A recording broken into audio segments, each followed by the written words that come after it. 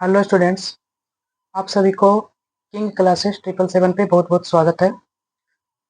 सबसे पहले आज के इस वीडियो में हम डिस्कस करेंगे नंबर सिस्टम यानी संख्या पद्धति के बारे में। हमारे मैथमेटिक्स यानी गणित के विषय में बहुत सारी संख्याएं होती है, हम एक एक करके उसके बारे में डिस्कस करेंगे। तो नंबर सिस्टम यानी संख्या पद्धति, जिसमें सबसे पहला होता है रियल नंबर्स यानी वास्तविक संख्याएं। तो वास्तविक संख्याएं वो होती है जो दुनिया में जितना भी संख्याएं होता है, मतलब जितना भी संख्या है, जैसे 1 2 3 4 5 6 फ्रैक्शंस यानी भिन्न, डेसिमल यानी दशमलव, रूट एक्स यानी जो इरेशनल नंबर्स हैं, अपरिमेय संख्याएं, और निगेटिव नंबर्स और पॉजिटिव नंबर्स। मतलब दुनिया में काल्पनिक संख्याओं को छोड़ करके जो हमारे अस्तित्व में मौजूद नहीं है, उस संख्या को छोड़ करके जितना भी संख्याएं हैं वो सब रियल नंबर्स में आते हैं। सबसे दूसरा है नेचुरल नंबर्स यानी प्राकृतिक संख्याएं। प्राकृतिक संख्याएं वैसी संख्या को कहते हैं जिससे हम कोई भी वस्तु को गिनने में इस्तेमाल करते हैं, यानी कि गिनती की संख्याओं को हम प्राकृतिक संख्या कहते हैं यानी नेचुरल नंबर्स कहते हैं। नेचुरल नंबर्स एक से शुरू होकर के इन्फिनाइट तक यानी अनंत तक जाता है, यानी नेचुरल नंबर्स का कोई अंत नहीं है, यानी हम उसको कहाँ तक लिख सकते हैं इसका कोई वजूद नहीं है, ये वहीं तक। इसको हम लिखते हैं इन्फिनाइट, यानी उसको हम कहाँ तक ये अंत होता है इसके बारे में आज तक किसी को पता नहीं चला है, इसीलिए हम इन्फिनाइट तक लिखते हैं। होल नंबर्स यानी पूर्ण संख्याएं। तो नेचुरल नंबर्स में अगर हम जीरो शामिल कर दें, प्राकृतिक संख्या में अगर हम जीरो शामिल कर दें, तो जीरो को शामिल कर देने के बाद वो संख्याएं होल नंबर्स बन जाती है। कौन सी संख्या बनती है? नेचुरल नंबर्स यानी प्राकृतिक संख्या में जीरो को शामिल करने से वह संख्या पूर्ण संख्या बन जाती है। पूर्ण संख्या जीरो से शुरू होकर के इन्फिनाइट यानी अनंत तक जा सकती है। उसके बाद फोर्थ नंबर में है पूर्णांक यानी इंटीजर्स, इसको बोलते हैं इंटीजर्स। और सबसे पहले एक बात और कि जितना भी संख्या होती है हमारे काल्पनिक संख्याओं को छोड़ करके, वो सभी संख्याओं को हम संख्या रेखा पर प्रदर्शित कर सकते हैं, यानी नंबर्स लाइंस पर डिनोट कर सकते हैं। नंबर्स लाइन उस वैसे एक रेखा होता है जिसपे हम संख्याओं को दर्शाते हैं। जैसे एक बीच में होता है, इसको बोलते हैं न्यूट्रल, इसको जीरो से सूचित करते हैं, न्यूट्रल इसको बोलते हैं। और इधर दाहिना तरफ होता है पॉजिटिव और बायां तरफ होता है निगेटिव या पॉजिटिव होता है। तो राइट साइड में इधर है तो इधर पॉजिटिव होगा, और लेफ्ट साइड इधर तो लेफ्ट साइड में निगेटिव होगा, यानी इधर हो जाएगा -1, -2, -3, और इधर हो जाएगा, इधर बढ़ते रहेगा -3 इन्फिनाइट तक, और इधर भरेगा 1 2 3 4 5, इसी प्रकार से पॉजिटिव इंटीजर्स और निगेटिव इंटीजर्स दोनों अनंत तक बढ़ते रहता है। अब जैसे आदमी है तो आदमी कितना भी नीचे गिर सकता है, उसी प्रकार से संख्याएं हैं तो संख्याएं कितना भी निगेटिव जा सकती है, उसका कोई अंत नहीं है। अब हम आगे डिस्कस करते हैं। इंटीजर्स देख लें। इंटीजर्स को हम दो तरीके से डिफाइन करते हैं, एक होता है पॉजिटिव इंटीजर्स और एक होता है नेगेटिव इंटीजर्स। पॉजिटिव इंटीजर्स को कहते हैं धनात्मक पूर्णांक और नेगेटिव इंटीजर्स को कहते हैं ऋणात्मक पूर्णांक। ये इधर निगेटिव भी अनंत तक जाता है और उधर पॉजिटिव भी अनंत तक जाता है।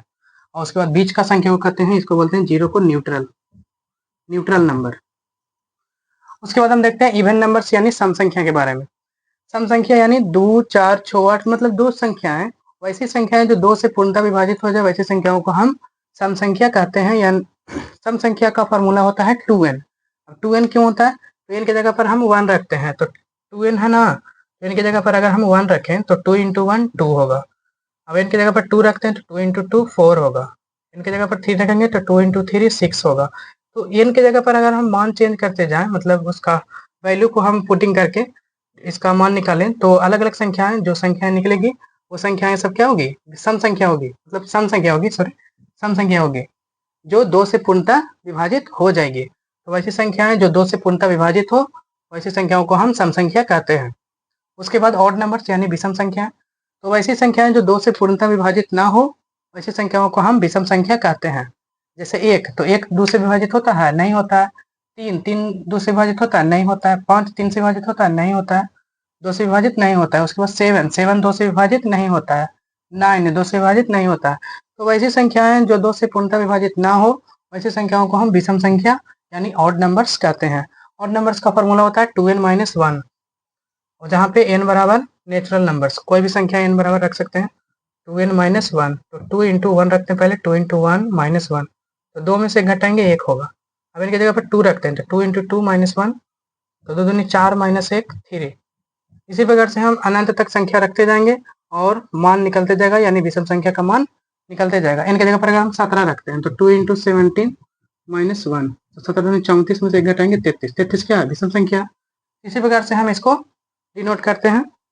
उसके बाद नेक्स्ट है 7 नंबर में कंपोजिट नंबर यानी भाज्य संख्या। तो भाज्य संख्या वैसी संख्या को कहते हैं जिसका 3 गुणनखंड हो। कितने गुणनखंड हो? 3 गुणनखंड हो।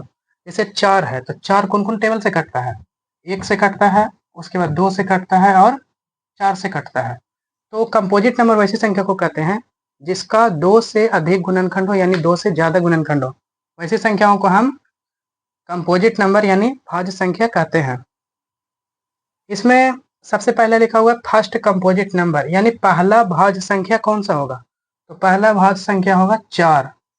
उसके बाद largest single digit odd composite number, मतलब एक अंकों की सबसे बड़ी विषम भाज्य संख्याएं कौन सी होगी? तो एक अंकों की सबसे बड़ी विषम भाज्य संख्याएं होगी 9। ठीक है। उसके बाद smallest 2 digit even composite number, 2 अंकों की सम भाज्य संख्याएं। तो 2 अंकों की छोटी सम भाज्य संख्याएं कौन होगी? 10 होगी। 2 अंक होना चाहिए और सम भी होना चाहिए और भाज्य संख्याएं भी होना चाहिए। 3 कंडीशन को सेटिस्फाइड करवाना है।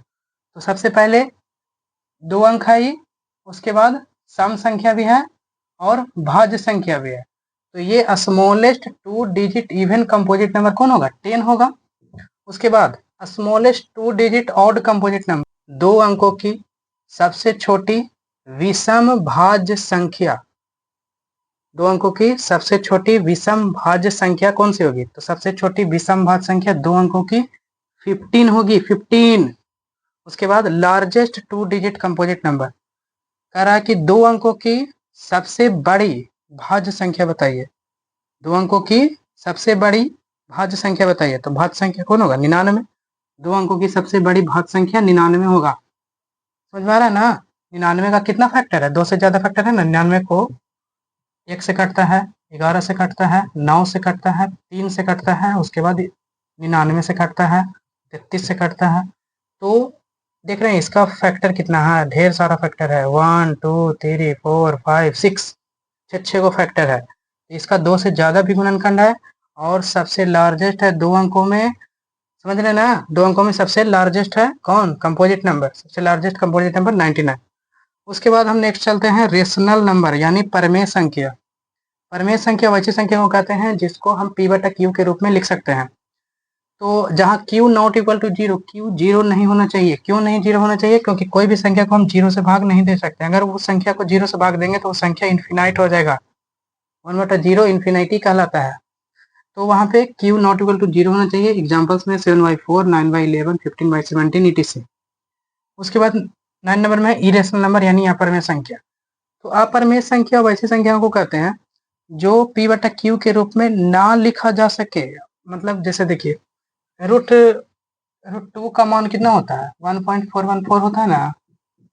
तो इसको हम रूट 2 का मान अगर हम निकालते हैं ना तो 414 से आगे भी होता है, ऐसे बढ़ते रहेगा और 1 रिपीट भी नहीं होगा। कैसा नहीं कि रिपीट होगा भागा करने के बाद। इसमें कुछ एग्जांपल्स हैं पाई, √3, √2 और √7। यानी रूट में जितना भी संख्या होगा ना, रूट में जितना भी संख्या होगा वो सब अपरिमेय संख्याएं कहलाएगा। ठीक है। इससे आगे वाले वीडियो में हम देखेंगे अभी प्राइम नंबर्स के बारे में कि प्राइम नंबर्स क्या होते हैं और उसके फुल्ली डिटेल्स के बारे में डिस्कस करेंगे। तब तक के लिए इतना ही, बाकी हम नेक्स्ट वीडियो में करेंगे। Thank you.